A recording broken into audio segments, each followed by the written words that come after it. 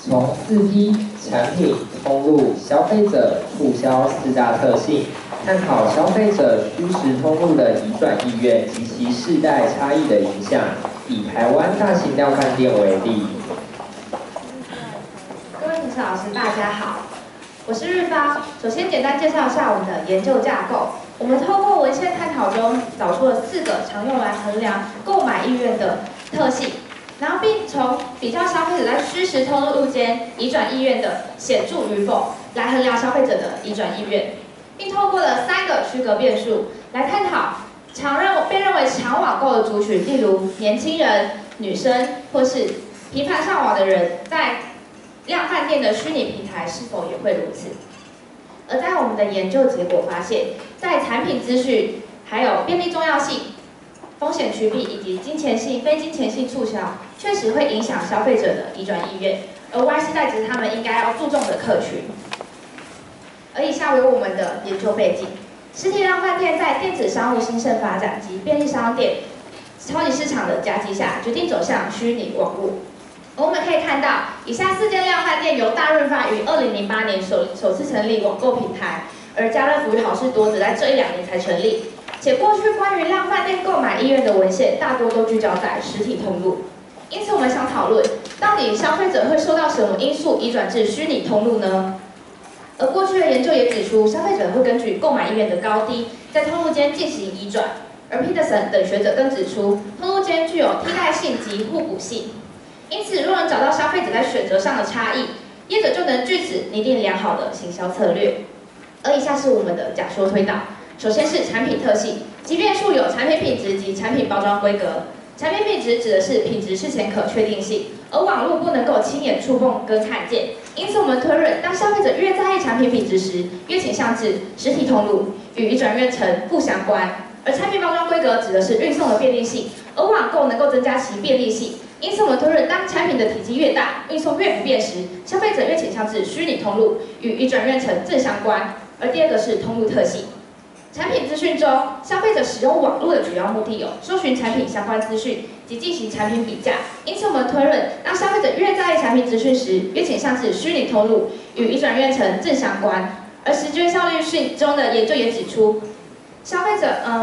网络购物可以使消费者于任何时间拜访网络商店，并省去等待结账的时间。因此，我们推论与移转院成正相关。而第3个是消费者特性。在高度风险趋避的消费者在购物时具有高度的确认性，较偏好传统的出外购物，因此我们推论与移转院成负相关。而便利重要性是使消费者前往网络购物的重要因素之一，因此我们推论与移转院成正相关。而第4个是促销特性，促销会刺激消费者的购买意愿。而更有学者指出，虚拟通路有较多的产品折扣，并将其分为金钱性，例如现金折扣与非金钱性，例如满额赠礼。2种促销方式皆与移转院成正相关。我们更加以利用促销会刺激消费者购买意愿的特性，来探讨是否会对产品、通路及消费者特性产生正向的调节效果。而最后是我们的区隔变数，我们透过3个区隔变数。第1个是世代 ，XY 世代中 ，A 世代为37到51岁的消费者，在购物时追求消费的安全与自在。而 Y 世代为19到36岁的消费者，喜爱追求流行，且对于网络科技得心应手。因此，我们推论 XY 之间具有显著差异，且 Y 世代移转越高于 X 世代。而在性别中，根据资策会2003年的研究显示，女性会去网购的比率高于男性。因此，我们推论男女之间具有显著差异，且女性的移转越高于男性。而网络使用习惯中，每日上网超过4小时为重度的网络使用者，其使用的程度与时间皆与轻度具有显著差异。因此，我们推论重度网络使用者的移转越高于轻度网络使用者。以上为我们 H1A 到 H10共14个假说，而我在资料收集中采用的是问卷调查法。以网络为发放平台，总共分为6个部分，采以李克特式5点量表来衡量，总共发放了513份问卷，有效为469份，有效回收率为91.4%。以下资料由风来为我们继续分析。接下来由我来为大家介绍信度分析的部分。我们所有的数值皆符合信度分析，皆符合 Compass Alpha 的标准，那就代表说我们的问卷是具有可信度的。而接下来在效度分析的部分，我们所有的数值皆符合这3个标准值，那就代表说我们的问卷是具有收敛效度的。而接下来在分析方法的部分，我们利用是 SPSS 的线性回归来验证我们的假说；而在因变数的部分，我们利用组成分分析法分出了实体通路以及虚拟通路，再利用显著性与否来了解说消费者的移转意愿。而这是我们的研究结果，这是成立的假说。而后续的分析，我们会针对不成立的部分做探讨。那首先在产品构面部分，我们会着重在假说1B，就是产品包装规格，它是不显著且不成立的，那就代表说消费者在购买的时候，他不会特别注重这个因素。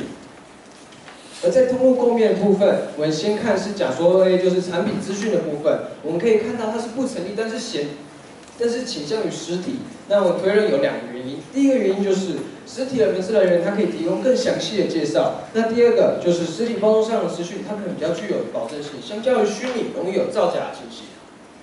而在假说2B 时间效率性，上方的表格为时间效率性的题项，而后面的分数为填答者的平均数。从第一题我们可以知道，消费者他真的不太喜欢花时间在等待产品的运送。而第2题跟第3题的部分，我们可以了解消费者其实在挑选产品的过程，他们觉得是有意义的。那我们就推测出，其实消费者是享受购物的过程，并且这也是他们为什么会倾向于实体的原因。而这个是促销特性的调节变数，有表格我们可以知道，假说5、假说6跟假说7都是不显著且不成立的，那就代表说促销特性在这3个变数里面，并不会增加我们虚拟通路的移转意愿。而在缺格变数分析方法的部分，我们采用的是实体通路的题项去进行反向的编码，再加上原本虚拟通路的题项，平均构后形成了一个虚拟通路的平均构面，再进行 ANOVA 的分析。而在这张表格，我们首先要看是变异数的同质性检定，我们可以看到我们3个缺格变数皆具有同质性，因此我们可以进行 ANOVA 分析。但是我们发现了，只有世代它是具有显著差异的。那这时候我们就要探讨啦，就是 X 世代还是 Y 世代的移转意愿是比较高的，那我就要看平均数了。那平均数越高，就代表说我们的虚拟通路的购买意愿是越高的，而我们 Y 世代的平均数是高于 X 世代的，那就代表我们这符合我们的假说，就是 X、Y 世代是具有显著差异，而且 Y 世代的移转意愿是高于 X 世代的。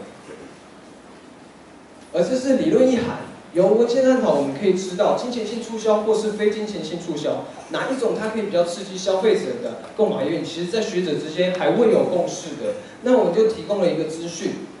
就是从很多文献我们可以了解，就非金钱促销相较于金钱性促销，消费者除了可以感受到价格有促销、价格有折扣以外，更可以让消费者与店家建立一种关系，建立忠诚度。那所以我建议长期而言，我们可以建议量贩店业者，他可以在虚拟通路可以利用促销活动来提升他的购买意愿，就是类似集点还有满额生理这种非金钱性的促销方式。而在实务意涵的部分，第一点，我们建议量贩店业者，如果他想要增加一致虚拟通路购买意愿，他可以朝着便利重要性、金钱与非金钱性促销这3个方面去着重。而第二个，他如果想要提升整体的满意度的话，他可以找实体、虚拟通路皆显著的部分，就是产品资讯、实验效率性还有风险趋避这3个方面去努力。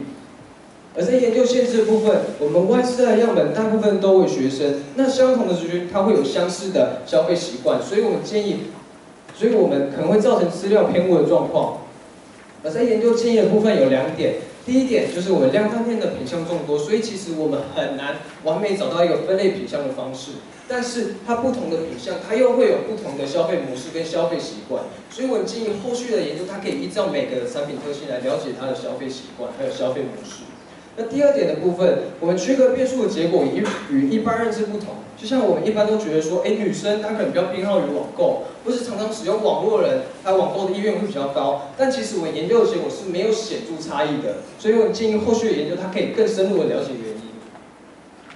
而在结论的部分，如果今天大型的零售业者，就是量贩店业者，他今天想要进军虚拟通路的话，那我们建议他可以朝这5个方向去努力、去加强、去着重，并且锁定 Y 世代的科学。那以上是我的报告，谢谢。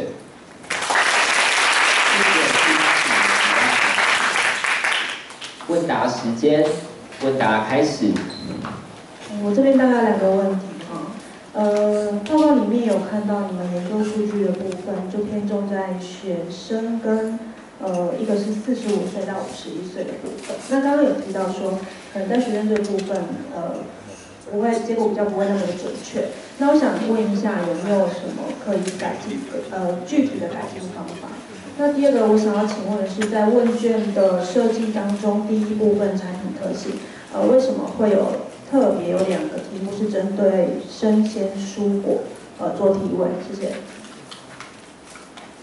那谢谢经理的提问。那针对第一个问题的，就是我们 Y 世代的客群主要是，Y 世代的样本主要是学生，那其实学生他也是 Y 世代的。那如果真的要做改善的话，那以后可能就是在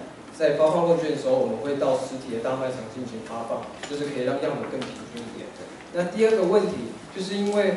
基本上量贩店的东西基本上都是可确定性比较高的。那生鲜蔬果是在网络平台上是比较难去贩售的，所以我们就针对这个问题去做提问。对，谢谢。好我想请问一下因为我看这个是一个非常大的架构，你就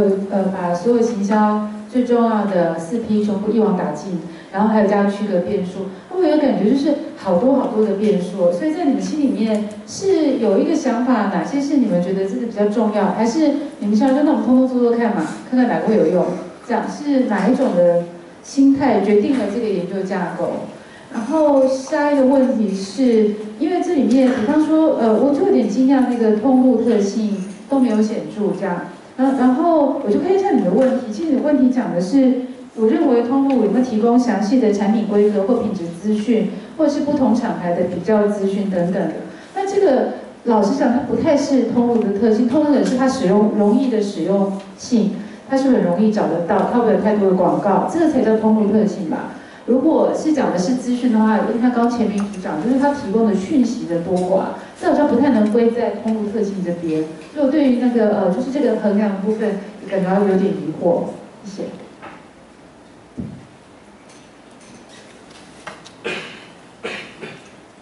谢谢老师的提问。那我先针对第一个问题做回答。在我们开始去构想我们的架构的时候，我们是。因为我们就做的有点比较偏行销，所以我们是针对行销组的4P去研拟这个我们的研究架构，所以我们才就是想说这4个 P 做架构。那另外就是我们也很想知道说，所以平常我们都认为女生爱网购啊等等这种，大家都明明觉得一定就是有答案的答案，那是不是就真的是在我们量贩店为背景的话，是不是也真的是如此？所以我们也放进了这3个区隔变数去做我们的研究谈到。这是我第一个回答。那老师好，针对第二个问题，就是通路特性的部分，我们选了这2个变数。那其实通路特性有很多学者都有很多不一样的定义。那其实我们看了很多文献，那其实还蛮多学者就是有把我们的产品资讯跟时间性都列入通路特性里面，所以我们最后才将这2个列在通路特性这样。谢谢。好，我这边简单有2个问题啊。第一个问题，我觉得你们有年龄的歧视哈，就是说在这个 S 世代，我基本上我们这边老师们都是 S 世代，我们也常常用网络购物，所以大家就是开玩笑。我想问的就是说，你们可不可以给我们一个实际的例子？因为我在怀疑一件事情，你们有没有真的去看一下虚拟通路跟，比方说某一间家乐福或者是像大润发或者像 Costco。在他们的产品组合上面是否有所差异？就是在网络商店的产品主力商品或者它产品组合，当然一定不会像实体商店的成立的方式，或者是它的这个品项那么多。它在产品组合上面是不是就已经主导了你们的发现？这是我的第一个问题。第二个问题是你可以先回答，我先找一下哈。谢谢老师的提问。在网络商店，其实他们的确会主打说要产品，就是比如说家庭加一整箱的，就是因为在量贩店其实基本上虽然说他们的包装偏大，但还是基本上是零售。可是，在网络的话，因为他会知道说你会有运送上的不便，所以他可能会以整箱，然后就觉得说哦，我一次买了一大箱的卫生纸，好方便，好便宜。对，所以基本上会有这样的差异。OK， 所以这产品，所以如果如果这个研究可以再重新来过的话，这个组合可能会影响部分的一个研究结果。另外一个是建议不用再回答，就是我在看你们的报告的时候，其中有一个叫做金钱促销跟非金钱促销，其中有一点我忘了，不知道是在1999的一个期刊里，他讲这几件事情可以让你们做参考。如果以后你们要再更进一步研究的话，他在研究一件事，消费者到底喜欢什么样的赠品。它分成3种，不是像你们这样只有分金钱跟非金钱，它分成3种。第一种标准就是金钱，现金，直接给现金回馈；第二种是产品，那产品还在细分2种，是自己公司本身的产品，还是别人的产品。那我们不用再讲研究的结果，但你们可以去想想看，说如果这个样的一个研究的内容反映在虚拟通路上面会不会有所不同？我想可以给你们做一些参考。